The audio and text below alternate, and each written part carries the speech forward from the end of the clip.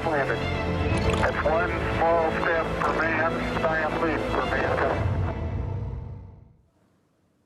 Now, 50 years ago today, Apollo 11 made its historic launch from the Kennedy Space Center in Florida. 4 days later, the first human set foot on the moon. The spacecraft had 3 astronauts on board. Michael Collins was the pilot. Inside the lunar lander were Neil Armstrong, the commander, of course, who made that giant leap for mankind, and Buzz Aldrin, who was right behind him. It was a pivotal moment for space exploration. But now, 5 decades on, one of the men whose footprints are still up there has criticised the lack of progress. 50 years ago, the Saturn V took the command module, the lunar module, 3 of us to the moon. We landed, explored, got back up again, rendezvoused, came back. That's 50 years of non-progress. I think we all ought to be a little ashamed that we can't do better than that. Buzz Aldrin speaking there. Well, Chris Hadfield was just 9 years old when man reached the moon. He went on to become the first Canadian astronaut to command the International Space Station. Good to have you with us. We heard Buzz Aldrin there sounding pretty disillusioned about the 50-year gap and what's happened since then with space exploration. Do you share that view? Oh, even Buzz doesn't share that view. You just took that out of context. I was with Buzz last week, in fact. We've never been busier than we are right now in space. We have 6 people permanently living on the space station. We're exploring out beyond Pluto. We're finding planets around other stars. And we're working really hard now to not just do what Buzz and Neil so bravely did to walk on the moon, but actually start settling the moon. It's an amazing moment in history, but we're riding on Buzz's shoulders, and I'm immensely proud to know him.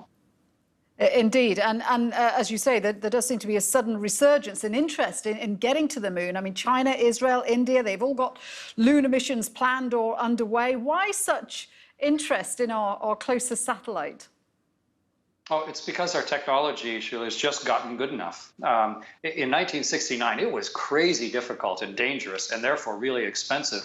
The technology's gotten better, miniaturization of computers and GPS and high-speed computing. It allows us to do stuff with a much greater sense of certainty, and therefore the cost comes down. And that's just like exploration all around the world. So it's that moment in history where we're opening up a whole new frontier for humanity. And that, I think, is what excites everybody. Sure excites me, but I think the 50th anniversary of the Apollo launch is a great time to celebrate that and to think about where we're going next. Yeah, and some of the technologies, as you say, that have come out of space exploration are things that have benefited many, many people here on Earth. So why is space exploration so important? I mean, you're clearly really enthusiastic about it. A lot of people would say, well, look, there are problems back on Earth that need solving. So why should we continue with space exploration?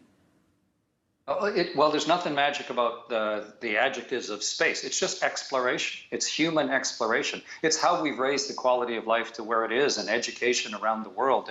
And so the necessity to drive people's curiosity, to push things to their edge, for young kids around the world to be able to look up and dream about things that aren't possible right now. You need that burning fire of answered curiosity.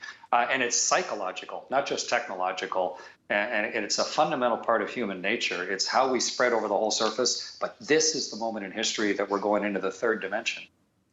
We've got some pictures of you, Chris, in space on board the International Space Station. I think one of the things that is truly amazing about space exploration is just how much different countries, different governments, different nations cooperate on projects like this. I commanded the International Space Station where you're showing video from right now. It's 15 nations of the world that, if you watch the newscast just before this, full of all of our regular weekly and daily arguments and bombastic pronouncements. But meanwhile, The 15 leading nations of the world are peaceably and cooperatively exploring the universe as a joint effort and have been doing it for the last 25 years, every single day, 24 hours a day. It's a wonderful example of what we can also do in addition to our regular squabbles and some of the horrible things we do, like you mentioned in Syria. I think we need those examples. The challenges bring out the best in us. And living example is this little Canadian kid, me, who turned himself into an astronaut to command a spaceship, all because of how I was inspired by the things that were just barely possible. It's a large part of exploration, and it's a big part of human nature, and it's one of the greatest benefits that comes from it.